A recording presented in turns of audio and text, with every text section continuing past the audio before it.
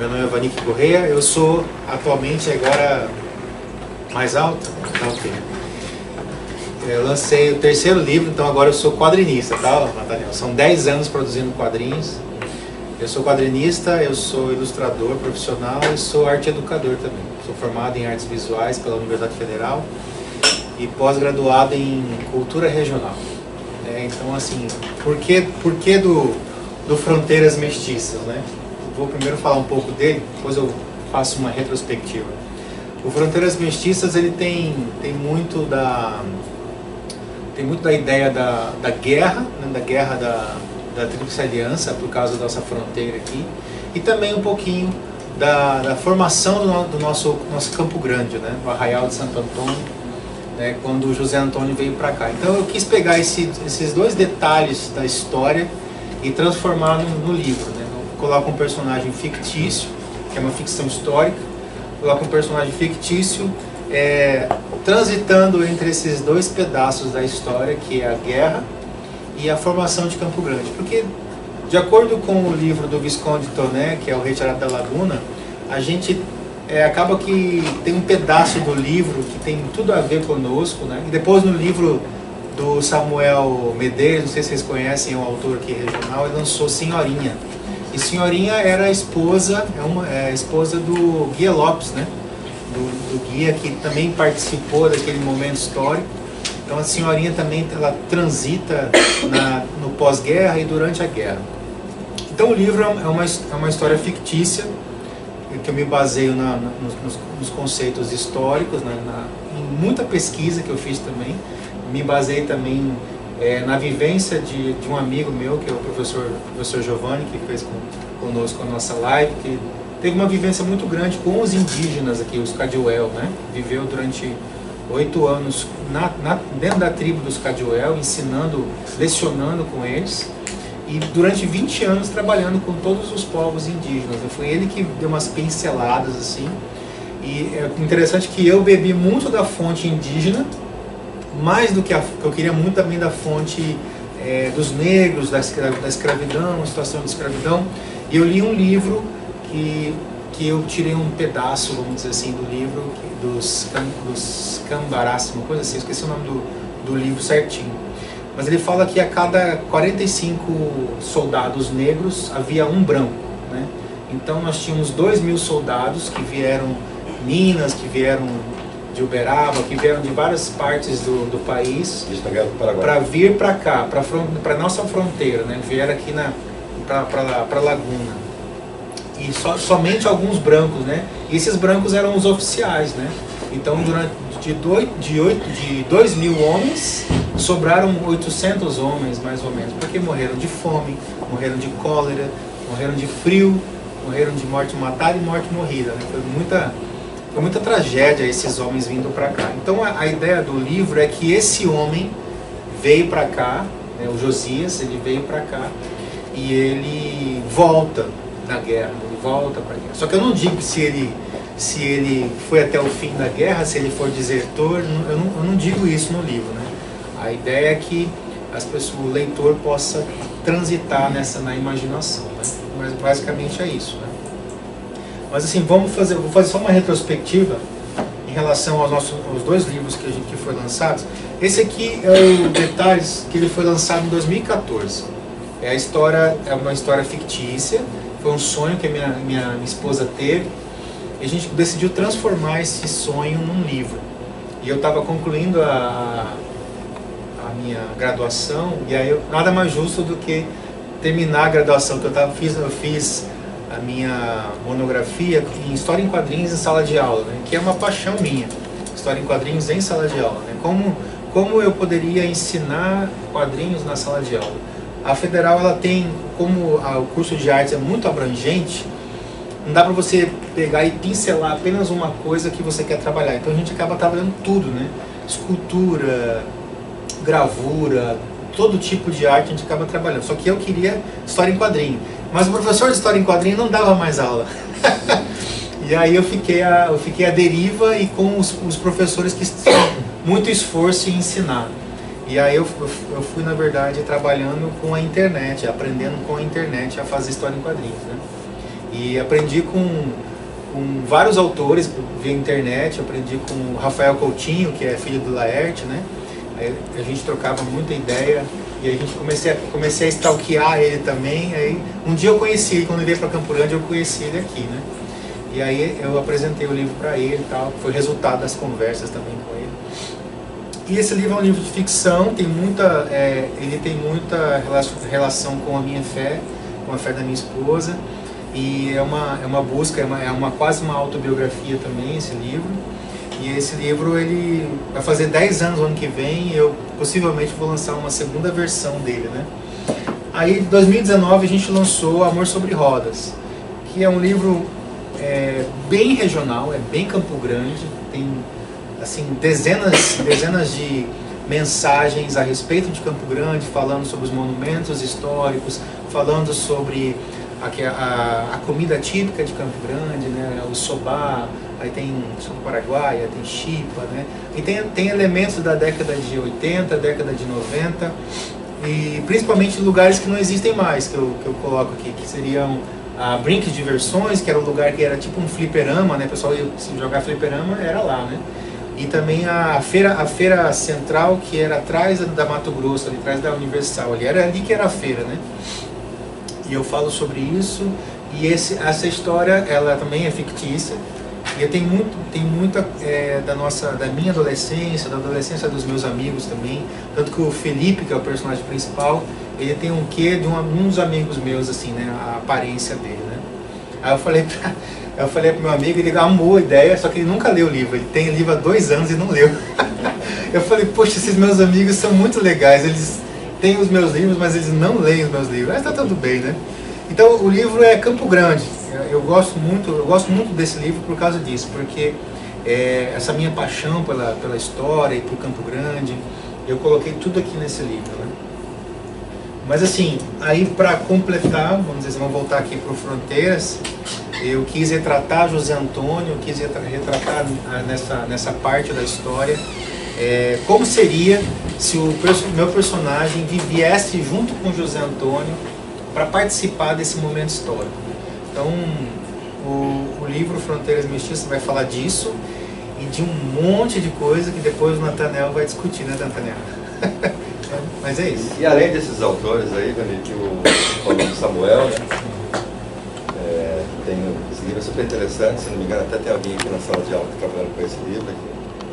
E outros autores que você leu, cruzou informações aí para... Não, eu bebi muito do Visconde de Toné, né? Uhum. Eu li o livro umas três vezes, né? Eu li também aquele livro do Dionísio, como é que é o nome, Nathanael? Avante Soldados para Avante Soldados para Trás, que é maravilhoso, é um livro fantástico, que ele fala sobre esse pedaço também da história, ele conta os personagens como se os personagens, assim, é quase caricato, né, a ideia dos personagens. A gente vê Antônio João naquele momento também, apaixonado por uma paraguaia, e você vê aqueles momentos de muito brasileiro, né, muito... essa questão de tirar sarro, de brincar, de ser poeta, o livro é muito isso, né? Eu gostei muito do livro, né?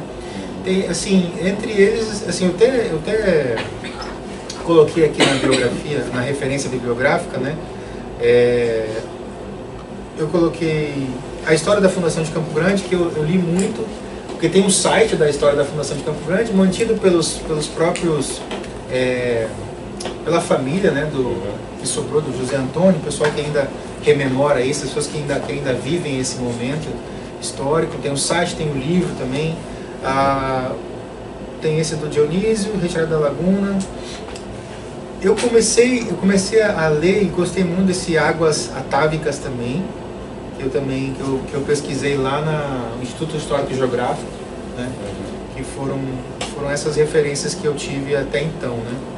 Fora isso, foram artigos, foram coisas mais relacionadas à questão indígena, à questão negra. Eu fui atrás até de como era a banda militar na época da guerra, porque eu inseri alguns elementos de música. Você chegou a ver esse pedaço, Nathanael, que tem uma questão musical ali no livro? Tem uma questão de som, tem uma questão de... Porque assim, é cheio de referências, é cheio de coisas Tem assim, muitas nuances que eu fui colocando ao longo do livro, na questão da música, a questão de sinais, a questão encontros e desencontros, mensagens subliminares. Eu sempre gosto de colocar isso nos livros, né? Coisas que a pessoa pode depois pesquisar, né?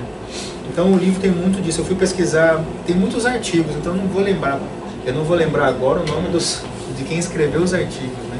Mas tem muito artigo que eu li. A gente trabalha aqui com história regional também, e eu falo muito para a turma aqui, questão de identidade, né? Questão da representação também do espaço. Né?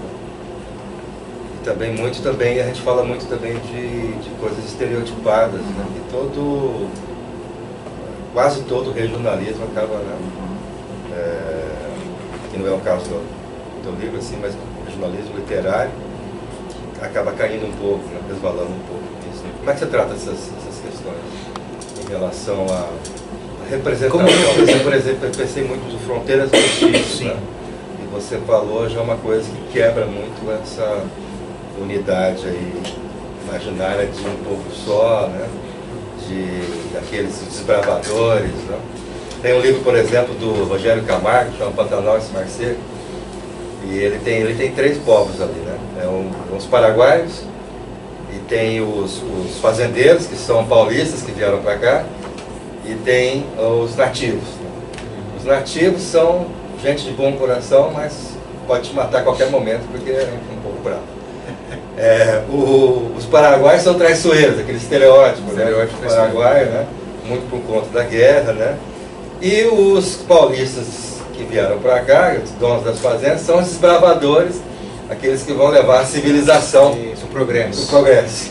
Né? E como é que isso aparece aí nessas histórias do progresso? Assim, quando eu comecei a estudar, na verdade, colocar no papel o que eu queria do livro, eu não queria em nenhum momento exaltar o branco, menosprezar o negro e deixar quem o índio, né? O indígena. Porque eu respeito muito essas nossas diferenças que acabam nos igualando em algum aspecto. Tanto que, quando eu li o Visconde Toné, tem um trecho que ele fala que ele relata o paraguaio morto e a lágrima do paraguaio escorrendo, né? Eu falei, esse momento é um momento poético que ele ressalta a morte, né? E dizendo que na morte todo mundo é igual, né? E aí ele falou assim, não tem como descrever se existe ódio nesse momento. Existe apenas você está defendendo o seu país porque alguém mandou, né? Eu fui militar durante 3 anos, na verdade. E aí eu aprendi sobre disciplina, aprendi sobre a hierarquia e tudo mais. Só que existe uma situação na hierarquia do exército que eles acreditam realmente que eles são superiores. Quem está no exército acredita que é superior, que é uma casta superior. Assim como você vê os juízes, como você vê essa galera que está muito acima da plebe, né? Sim. E aí, assim, não é um lugar que eu queria permanecer. Eu gostei de estar lá, mudou a minha perspectiva, e eu enxerguei a perspectiva de lá para poder voltar para cá, vamos dizer assim. Então eu gosto da experiência. Então, aí, por exemplo, os meus tios são negros. Eu sou branco assim por causa do meu pai. Mas a minha avó é negra, minha bisavó era negra, a minha avó é mulata, a minha mãe é branca por causa do pai dela. Mas assim, eu nunca tive essa diferença, entendeu? Por mais assim, graças a Deus, ninguém veio me encher o saco o negócio de lugar de fala, né? Até hoje, né? Porque eu acho assim que se eu tenho oportunidade de fazer um quadrinho e colocar um personagem negro na história, eu tenho essa oportunidade, eu tenho que fazer isso, né? Eu vou ter que esperar um artista se formar como artista, como quadrinista, ele sendo negro, para depois ele fazer o que eu fiz aqui. Então eu me coloquei no lugar do artista, eu fui pesquisar sobre a questão dos negros, eu me coloquei no lugar, tanto que assim, o pano de fundo da história é sempre essa questão do escravo, o homem em situação de escravidão, né, vamos colocar assim, que ele é um menino que foi resgatado. Ninguém é bonzinho nessa época, ninguém, na verdade, nunca foi, né?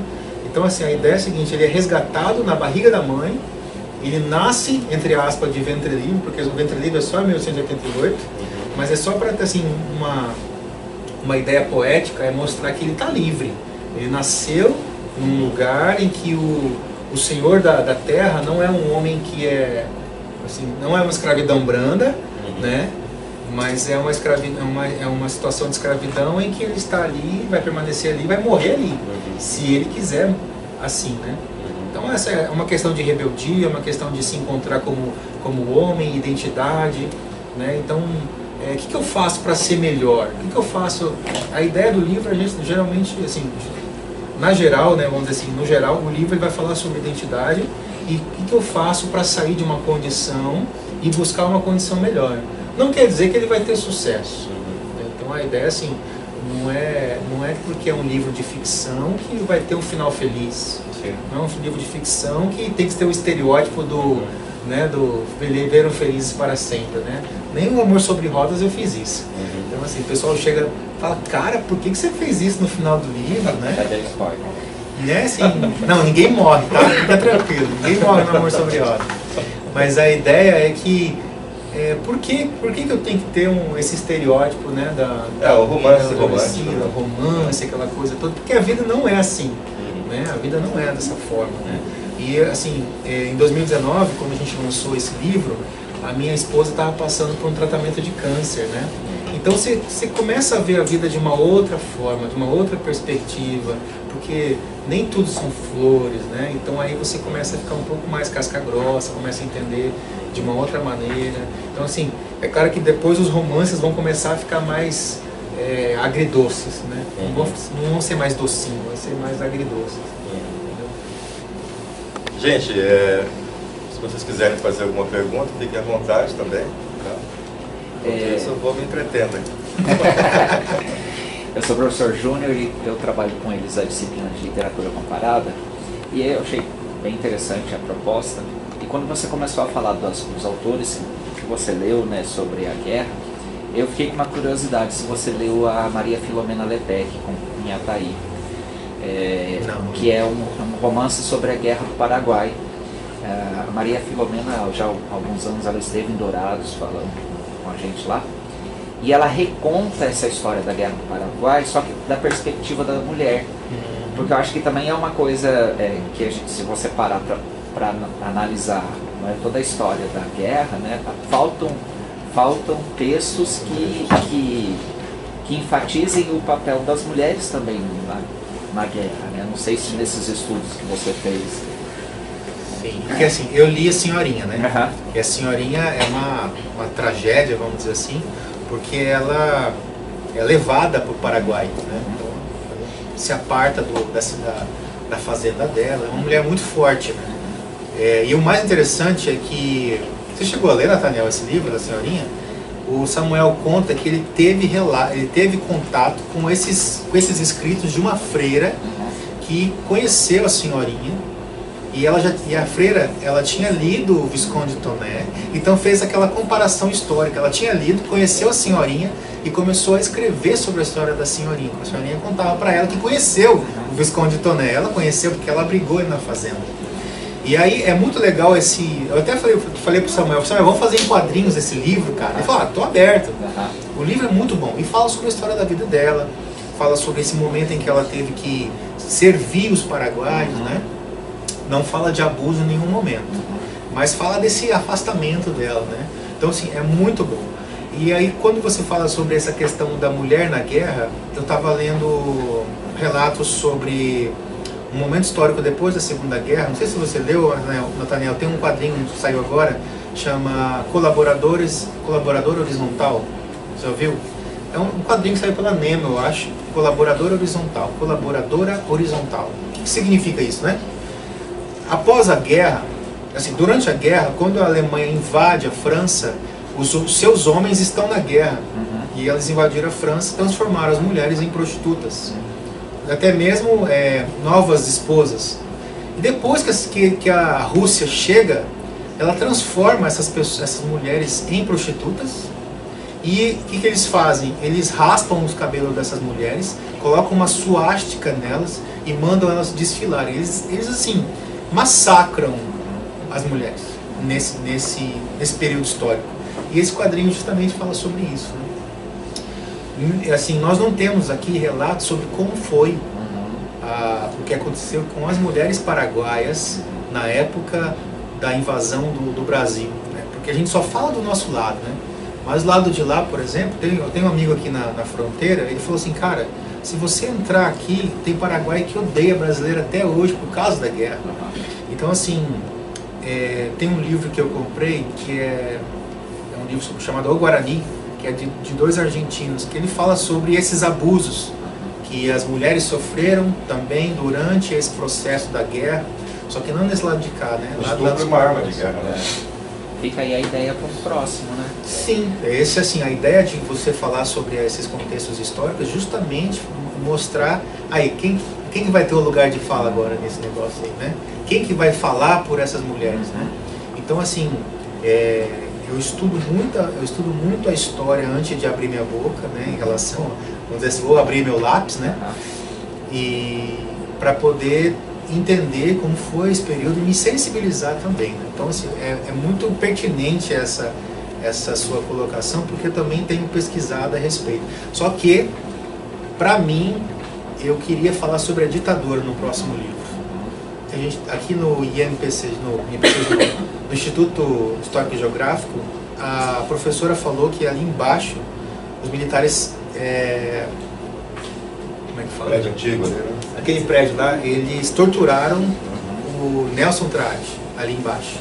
Eu falei, puxa, tem aí um gancho, hein? Tem aí um gancho. Eu vou falar realmente sobre esses momentos, porque muitas mulheres sofreram também nesse período histórico, entendeu? E só para fazer uma relação com o que você falou da questão da Alemanha e da França, eu estou orientando agora no mestrado uma aluna que está estudando uma graphic novel, que é a Grama, e a Anne, né? Da Coreia, que é o que os soldados japoneses fizeram com as mulheres coreanas, né? Que são as mulheres de conforto, ou seja, a mesma coisa como ocorreu, né?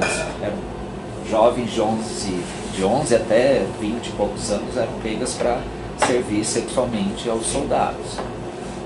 E aí tem todo um fundo também histórico, né? Por isso que hoje tem aquela ideia da reparação. O governo japonês ainda resiste de fazer, né, o pedido de desculpa formal e reparar essas famílias dessas mulheres. Sim. Essa questão de escravidão, essa parte escravidão sexual ou crianças que servem a esse tipo de coisa, nós vivemos isso até hoje, tá? Aqui em Campo Grande teve um tempo atrás uma professora não, ela era, acho que ela era uma sargento. Ela estava fazendo vaquinha para juntar um dinheiro para comprar crianças aqui em Campo Grande, aqui na periferia, porque as crianças iam servir para isso, né? Então, assim, não é longe, é aqui pertinho, entendeu? Então, como denunciar esse tipo de coisa, esse tipo de abuso, esse tipo de situação, né? Porque a televisão não vai mostrar. Tem muita gente que está por trás da televisão também, né? Então, esses abusos têm que ser denunciados dessa forma. Também nas periferias também, né? Nas periferias do conhecimento, do entendimento.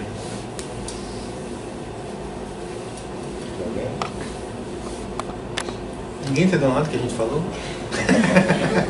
Eu fiquei pensando aqui em alguns livros, né, sobre a Guerra do Paraguai. Tem um livro do Hélio Cerejo, O Homem Mau de New York, que se passa 2 anos após o fim da guerra, né? Naquela região de Jardim, New York, né? E são alguns romances assim, só que ele tem uma visão mais militar, né? Hélio Cerejo, visão mais assim de proprietário, né? Inclusive quando ele retrata a época dos Ervaites, né? Porque a gente vê uma tragédia posterior à guerra, que é a vida né, dos paraguaios que vieram para cá, um trabalho semi-escravo, ou escravo também, né? Você fala da erva mate laranjeira? A Companhia Erva Mate Laranjeira fez um sacrilégio aqui também, né? Pegava inclusive os caduels, ele tem relatos de pegar, encher o caminhão de caduels e largar em outro lugar, 2.000 quilômetros de distância e eles voltarem a pé. Tem coisa assim, né? É sinistro. É E era uma companhia, assim, uma das primeiras multinacionais com apoio do governo federal, né? E assim, foi uma tragédia para o trabalhador, assim, né? Para quem chegava aqui, né? E aí tinha de tudo, tinha os paraguaios, tinha os gaúchos também, né? Não esses gaúchos que chegaram na década de 60, 70, para fazendas e tal, mas era um pessoal, como por exemplo o Silvino Jacques, né? Era o nosso bandoleiro. Nosso bandoleiro daqui, né? Mas assim, eles trabalhavam também numa coisa muito rudimentar. Tem até um documentário, entre aspas, um filme, eu não sei se é do Glauber Rocha esse filme, mas é um filme em preto e branco, que um casal foge da erva mate laranjeira, da fazenda, e aí um capataz vai atrás para pegar ele. Tem no YouTube até esse filme. É a Selva Trágica, né? Esse... Selva Trágica, do Hernando Donato. Né? É um livraço também do Hernando Donato, que o próprio nome diz, né? Selva Trágica, né? Já trata toda essa questão, né? É que o pós-guerra também, ele faz com que a fronteira fique desguarnecida depois disso, né? Porque o governo recua, fica lá cuidando das suas flores, e aqui fica desguarnecido. O que acontece? Quem estava aqui formou as pequenas milícias, entre aspas, né? Começou os coronéis daqui, começou a surgir, começaram a armar. Depois teve as revoluções, ao longo da história teve algumas revoluções aqui também, mas começou o coronelismo aqui no Mato Grosso do Sul por conta dessa fronteira desguarnecida. Sim. Tem uma ocupação também muito variada a partir da década de 40, 50, né? Com a vida dos nordestinos, para várias regiões de Mato Grosso do Sul. Né? Aquele Cone Sul ali, Dourados, Ibirema ali. Tem uma colônia grande, né? Aqui da Uana, Anastácio. E eu estava falando da questão dos negros, né? E a gente lendo também a história de Campo Grande, quase nunca aparece. Hoje é mais comum aparecer, mas quase nunca aparece nas histórias mais antigas, a comunidade Tia Eva, né? E eu acrescento a Tia Eva no livro, né? Ela é a nossa parteira ali na história, porque essa rivalidade, entre aspas, né? Quem quer contar a história, né? Quem chegou aqui primeiro, né? Então, assim, para eu não ficar em terreno muito perigoso, eu coloquei que ela já estava aí. Ela estava aí. Aquele livro Camarotes e Bavirais, o Ulisses Serra disse que não foi o Antônio Pereira, foi o João Nepomuceno. Mas ele estava aí já. Ele estava aí. Uma coisa porque assim, a questão não é quem estava aqui, é quem conta a história depois. E outra, ele pela biografia do José Antônio, eu admiro essa questão da pessoa botar o cara como uma pessoa que sabia muita coisa. Então ele era um cara que sabia mexer com ervas, sabia fazer emplasto, a medicina da época ele sabia fazer. Tanto que ele cura lá o pessoal de Santana do Parnaíba, que eles param na comitiva e o pessoal estava com uma moléstia lá. E aí ele fazia as medicinas, as garrafadas dele lá, e eles ficaram curados, tanto que eles não queriam que eles fossem embora. Ele faz a promessa lá pro santo dele, né, que é o Santo Antônio, que quando ele chegasse aqui, ele ia montar, ia erigir lá a igreja. E a igreja ela é montada com as telhas de Camapuã, que era uma fazenda gigante chamada Camapuã, né?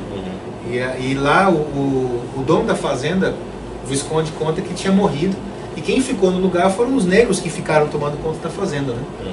E aí eles vão para lá pegam algumas telhas lá e traz aqui e monta essa igreja, a primeira igreja que estava no José Antônio, a igreja que está lá como é que é o nome ali?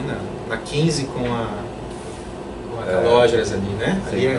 Ali foi a primeira igreja que foi formada ali, é Santo Antônio, é ali. Então ali que foi... Perto do Mercadão. Perto do Mercadão, ali que foi cumprida a promessa que ele fez, né? Para chegar até aqui. Aí ele chega aqui, e aí João Nepomuceno já estava aí, tal, aquela coisa antes, né? Na primeira viagem, quando ele chega aqui, o João estava aqui com a mulher dele. Só que assim, no relato conta que o João estava fugindo de alguma coisa. A presença meio ausência. Daí quando ele volta, tem o Manuel Oliveira no lugar, que vendeu para ele as terras, né? Que as terras que já tinha, construiu casa, começou a fazer um ranchinho e tal, né? no livro eu queria colocar muito mais coisas, queria colocar muito mais pedaços. Por exemplo, a parte dos gafanhotos também, que é fantástico, né, cara?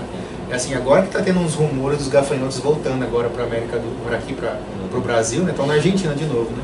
E aí tem uma parte em que eles fazem lá a plantação, e aí os gafanhotos vêm e comem tudo, né, cara? Eu falei, putz, essa parte é muito massa. Só que eu teria que inventar mais coisas, né? O livro ia ficar muito grande, né? E aí eu falei, não, vou tirar essa parte aí. Mas depois o que acontece? Quando ele vem com a comitiva toda, o Manuel Oliveira, que era viúvo, ele se casa com uma das filhas do José Antônio. Aí eles funde a família, entendeu? Funde a família ali e tal. E o cara começou a demarcar as terras. Já começou a demarcar as terras. Porque ele tinha uma visão daqui ser o território deles, né? Aí depois começou a chegar mais gente de fora e foi alocando essas pessoas. Tanto que eu estava vendo uma reportagem dos descendentes dele, de que eles tinham muito aquela coisa assim, tipo, quando chegava gente, eles já iam colocando as pessoas em terras, assim, porque eles queriam povoar mesmo Campo Grande, né? Eles tinham essa coisa aí. Só que nunca fala sobre a tia Eva. Nenhuma reportagem, nada fala sobre a tia Eva. Ela já estava aí, assim. Nesse lá, momento que você falou todo, ela estava lá. Estava lá já, entendeu? E aí é uma história muito rica também. Aí tem uma amiga nossa que ela entrou agora no edital para fazer a história em quadrinhos sobre a tia Eva, né? Então assim, vai ser bem bacana se ela concluir essa história, né? Mas você queria perguntar? Quando eu vi o livro pela primeira vez, eu não sei se você chega a lembrar, mas eu perguntei sobre a referência, se tinha referência à Bíblia, porque logo nas primeiras páginas tinha parecia a chegada de José e Maria. Você poderia falar um pouco mais sobre essas referências? As referências? Porque eu lembro que você falou que tinha. Sim, na verdade, os 3 livros têm referências bíblicas, né? Por causa da minha fé. Então, assim, sempre eu vou trazer uma referência bíblica para pontuar, na verdade, o que eu estou pensando, o que eu estou falando, e eu não vou fugir de quem eu sou, né? Então, por exemplo, tem pedaços ali que é ela oferecendo uma fruta a ele, que tem referência a Gênesis, né? Porque falou assim, cara, ele achava que, sabe aquela brincadeira nossa de tomar leite com manga faz mal, né? Aquela coisa antiga, né? Que depois foi sendo desmistificada. E no contexto, ele tinha acabado de tomar leite e ela oferece para ele a manga, né? Então a brincadeira é essa. Não vai fazer mal. É a mesma coisa em Gênesis, né? Come, não vai acontecer nada. Então essa é a minha brincadeira, entendeu? Eu retrato essa coisa de a mulher ensinando o homem a abrir os olhos, entende? Então assim, eu falo isso por mim. Depois que eu me casei, que os meus horizontes se abriram, eu prosperei depois que eu casei. Eu falava pra minha esposa, eu não tinha nenhum gato pra puxar pelo rabo, né? Então assim, depois eu comecei a entender que, cara, agora você tem que garantir o leitinho das crianças. Leite com manga. Eu tomo leite com manga. Tereré com carne de porco. Tem essa também, né? Qual que é essa? Tereré com carne de porco também. Melancia, depois tomar banho de piscina. Tem umas paradas muito loucas aí, cara. Não, mas tem muitas referências sim, tá? Muitas referências. Mas tem que ler, riscar, rabiscar, entender e tal. Muita referência ali, muita coisa. E você tem uma relação muito forte com Campo Grande, né? Eu sou campograndense e gosto muito da minha cidade, né? Então, assim, não tenho tantas referências quanto o Iga, né? Fotografa desde que Campo Grande era só mato, né? Mas eu tenho, assim, gosto muito da minha cidade, gosto da história da minha cidade, né? Por mais que tenha esses percalços aí em relação a quem que veio primeiro, isso também não me interessa, não. Mas assim, eu sempre fico pensando assim, eu gostaria de ler tal livro, por que não eu vou produzir, por que não produzir um livro, né? Então o Amor Sobre Rodas foi isso, né? É um livro que eu gostaria de ler. Outro dia eu estava lendo com a minha filha, né? Minha filha tem 10 anos. Aí eu estava lendo, eu falei, filha, você leu essa parte aqui? Eu nem sabia que eu tinha contado essa história, essa parte da história assim. Ela ficou olhando pra minha cara assim, pai, foi você que escreveu. Só que tem coisas no livro que parece que é como se eu tivesse saído de mim e um outro autor tivesse escrito o livro. Quando eu volto pro livro, não parece que fui eu que escrevi. Porque foi um momento da minha vida, assim. São um pedaço da vida, né? Igual se eu vou ler o primeiro livro, não tem nada a ver comigo hoje, né? Mas são pedaços da minha vida que foram colocados ali.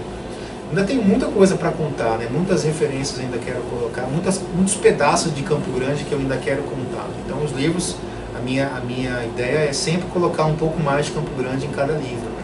Então eu vou passado, presente, futuro. A minha ideia é fazer isso. E dentro desses pontos aqui, você podia dar um spoiler pra gente? O que te incomoda, assim, no sentido artístico mesmo, que você pretende desenvolver no outro livro? O que me incomoda? Assim, no sentido de, sabe, que te impulsiona a escrever, assim, o que você gostaria de escrever no próximo? Olha, o Rodas foi aqui 80, 90, né? Sim. Então, a partir disso, o que você... Tem uma história que eu estou escrevendo já. É que assim, as minhas histórias elas demoram 10 anos para ficar madura, né? Eu tenho um livro que fala sobre abuso de incapaz, né? Fala sobre maus tratos a crianças. Eu tenho um livro sobre isso, que já tem lá os seus 7 anos que já está escrito e está rabiscado. Tem um livro que vai falar sobre a Covid, tem um pedaço do livro que fala sobre a Covid, sobre as perdas. Então, como é que foi a gente viver Campo Grande nesse momento? Então, eu vou colher relatos, né? Já comecei o livro também. Eu sempre começo desenhando o livro, né? Eu já desenhei várias páginas do livro e eu quero colher relatos sobre como foi passar o Covid, né? Vou escolher algumas pessoas ou entrevistar pessoas para colocar no livro sobre isso, né? Então, nessa história especificamente, eu vou falar também sobre autismo, porque é uma coisa que eu também estou estudando.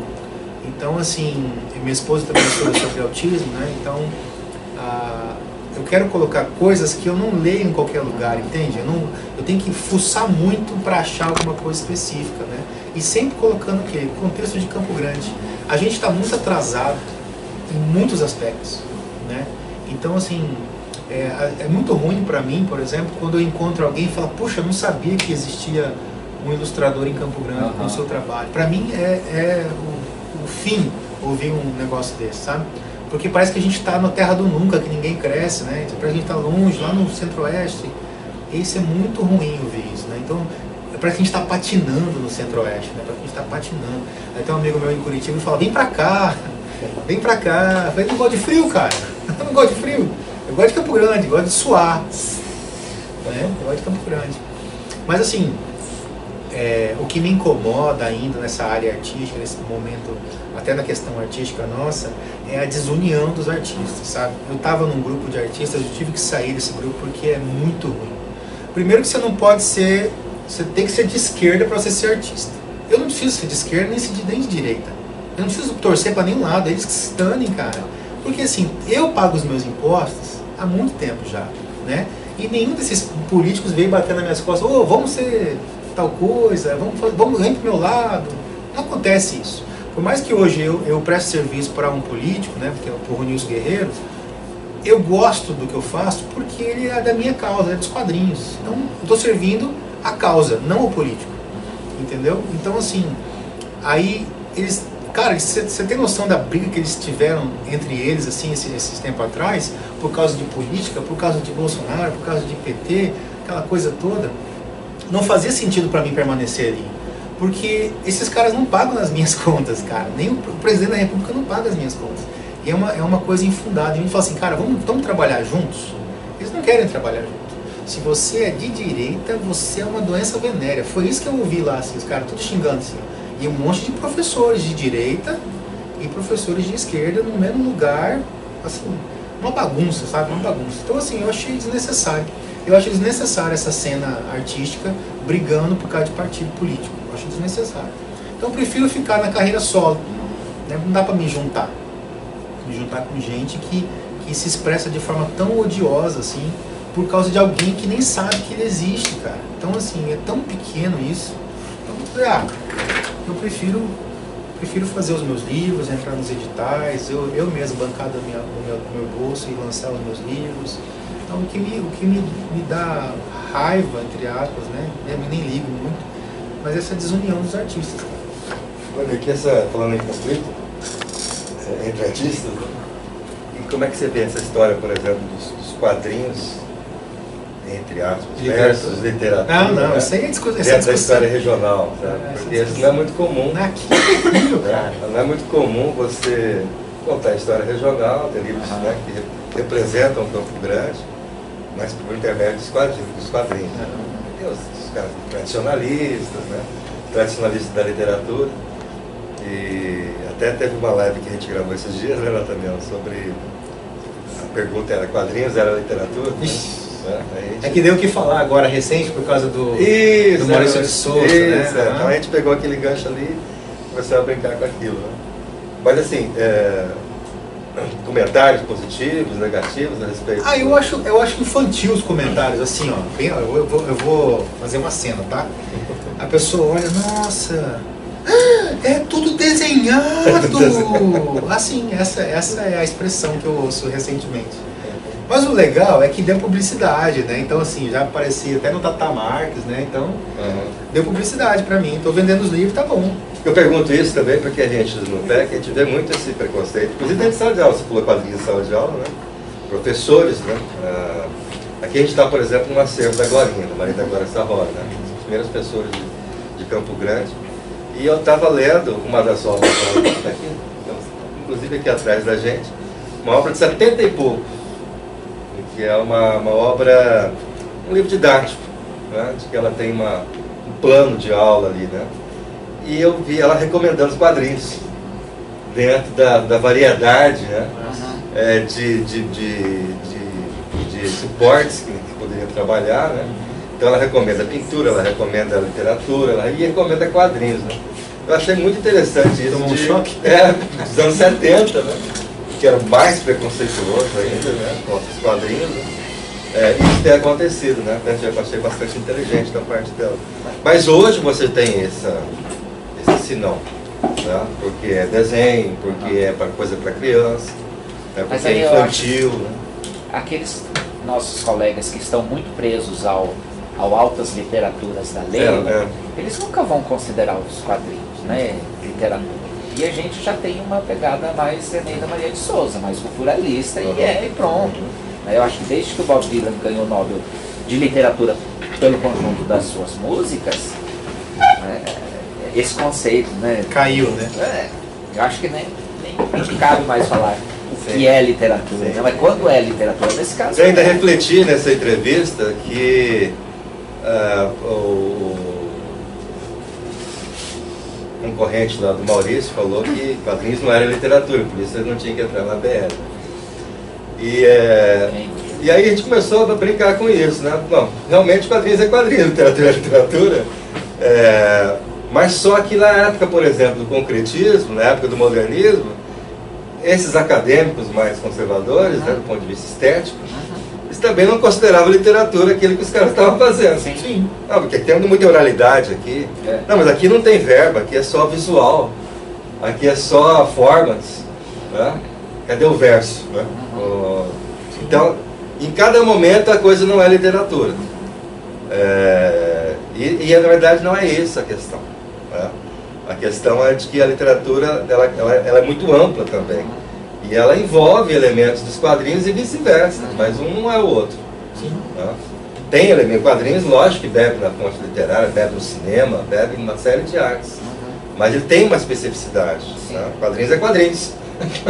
Eu acho até que é o contrário, acho que o cinema que bebe dos quadrinhos, cara, porque tem tantos elementos que se usa hoje visualmente no cinema que é retirado explicitamente dos quadrinhos. Sim, há uma troca já, há um intercâmbio. Acho que essa parte mais legal das mídias, né?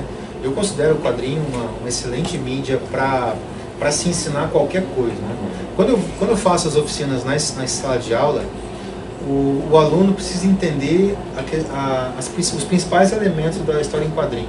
Às vezes a professora dá a aula dela, explica sobre o balão, ela explica sobre a onomatopeia, só que ela não vai explicar sobre a questão do tempo, o timing, né? O timing ela é essencial na produção do quadrinho, né?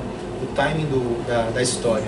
O timing, para mim, assim, é o principal, é o timing, o personagem e cenário, que é um dos principais. Saber onde o personagem está inserido, né? Em qual tempo, né? O cenário ali, e essa questão, o tempo transcorrido em cada quadro, em cada quadrinho, né? Você falou um pouquinho da composição, como é que você faz? Você já começa desenhando ou você escreve a história primeiro? Você tem ela na cabeça? Eu detesto escrever a história. Eu gosto de fazer, eu gosto de desenhar primeiro. Muitas muitas ideias desenhadas. É que eu não trouxe os livros, né? Se a gente fosse especificamente falar sobre produção, aí eu traria os meus rascunhos, né? Então, assim, eu tenho as minhas pastas, elas são recheadas de desenho para eu aprender quem é o personagem, aprender quem são os personagens coadjuvantes, a história, os utensílios que se usam na época. Eu tenho que estar por dentro disso, né? Saber, para depois eu usar isso na produção do livro, né? Aí eu escrevo o roteiro bem simples, para mim é bem básico, é onde ele está e para onde ele vai. Esse é para mim o roteiro simples, né? E eu venho mudando esse tipo de escrita, vamos dizer assim, ao longo do caminho. O detalhe, quando eu fiz a primeira vez, eu escrevi o roteiro tintim por tintim. Página 1, o que vai acontecer, página 2, o que vai acontecer, até a página 245. Aí depois eu vim fazendo todas as artes, 1 a 4, né, bem cortado ao meio, fazendo todos os desenhos das páginas todas. Depois eu escaneio, depois eu trato, depois eu desenho. De novo, e de novo, né? Mas três vezes desenhando a mesma página, para ficar bom. Ainda não ficou bom, ainda vou ter que fazer de novo ele. Então, assim, cada livro eu usei um estilo diferente de trabalhar. Até encontrar algo que eu possa falar, putz, eu vou fazer só assim, né? Mas geralmente não vai acontecer. Não vai acontecer dessa forma, né? Na verdade, cada livro ele vai ditar o jeito da produção, né? Então esse livro aqui teve um jeito, O Amor Sobre Rodas teve outro, que eu fiz o roteiro e do lado eu fiz as thumbnails, né, que são os quadrinhos pequenininhos do lado. Depois que eu terminei, ainda faltou página, porque daí eu comecei a acrescentar páginas, aí eu fui pegando papel de caderno, fui pegando coisa e fui fazendo. Onde eu estava pensando no livro, aí eu fui acrescentando. Então assim, vamos dizer assim, se você abre o making of do livro, tem aqui tudo bonitinho, aí você vai pro final, tá tudo solto, assim, tudo espalhado, né? Então são coisas que foram acrescentando. Igual a capa. A capa não foi assim, eu não peguei um papel e vou fazer a capa. Não, eu fiz um troço desse tamanhozinho, gostei disso e fui montando, saiu a capa. Então assim, não é uma coisa concisa, né? Não é coisa, você faz, tem uma linha de produção, faz assim. Não é assim. Não dá pra medir como é que eu vou fazer, tá bom? Uma coisa que me chamou a atenção quando eu estava folheando é o jeito que você colocou as falas, né? Que você não escreve num português certinho, você coloca elementos de oralidade. Eu queria que você falasse um pouquinho por quê. Por quê? Como você tomou essa decisão, né? Cara, essa foi a decisão mais difícil do livro. Porque eu queria que o personagem soasse um matuto, né?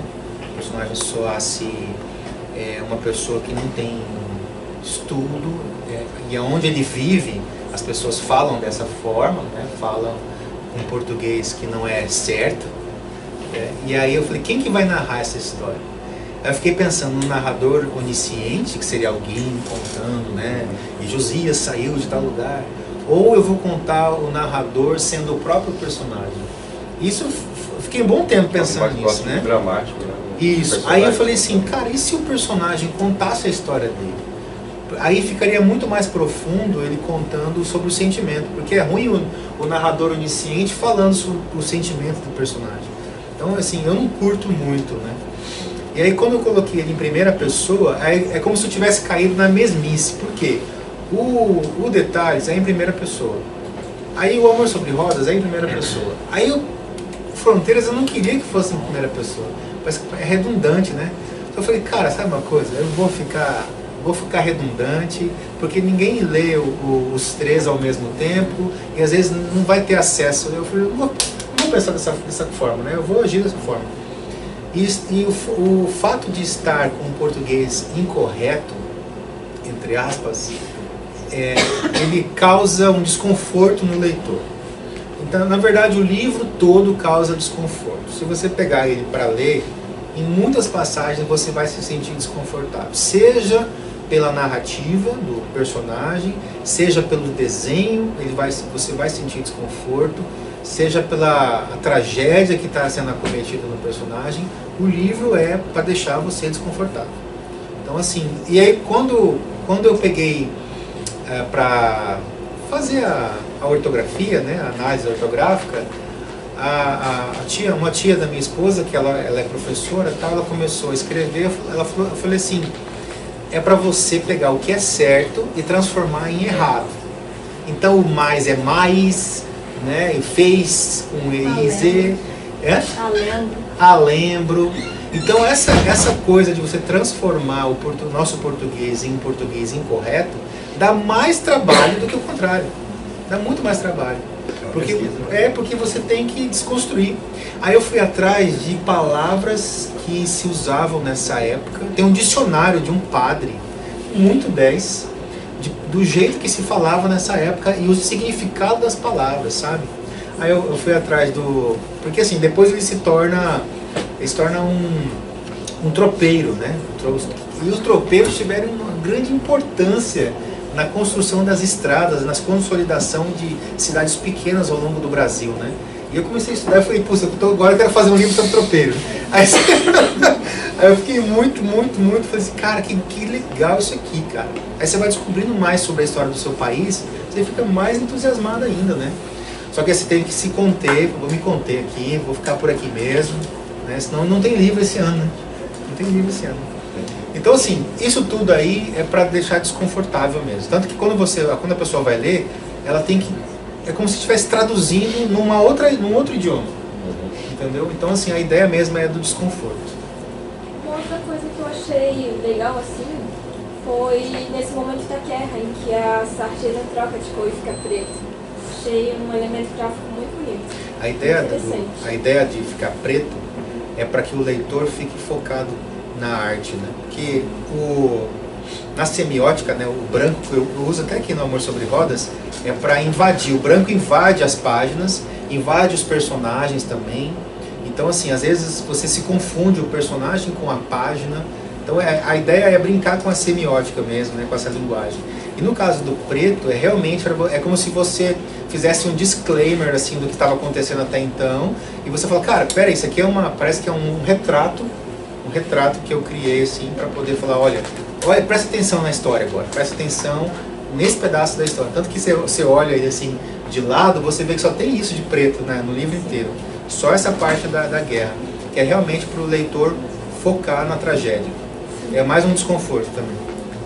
Eu achei assim, esses dois elementos muito interessantes, né? Porque você traz os elementos de oralidade da fala mesmo, que tá essa imersão maior do contexto que eles estão vivendo, e esse momento que a sarjeta tá preta, né? Dá um peso a mais. É tipo, é a guerra, é sério, é violento, é trágico. Achei muito legal essa parte. Legal. E eu fiz o teste ao contrário também. Deixei leve quando eu estava produzindo. E aí eu fiquei, cara, mas isso aqui não tá trágico. Isso aqui tá belo. Isso aqui tá fácil de ler. Eu falei, peraí. Aí eu fui lá, como trabalhar no computador é muito fácil hoje, né? Você só inverte, né? Aí eu inverti. Aí quando eu inverti, aí a minha visão fez assim. Se eu tô tendo essa visão, o leitor também vai ter essa visão, né? Então, a hora que eu inverti, a minha visão fez isso aqui. Então, é mais um desconforto, mais um peso que eu vou causar. É isso. Mais alguém? Eu vou perguntar.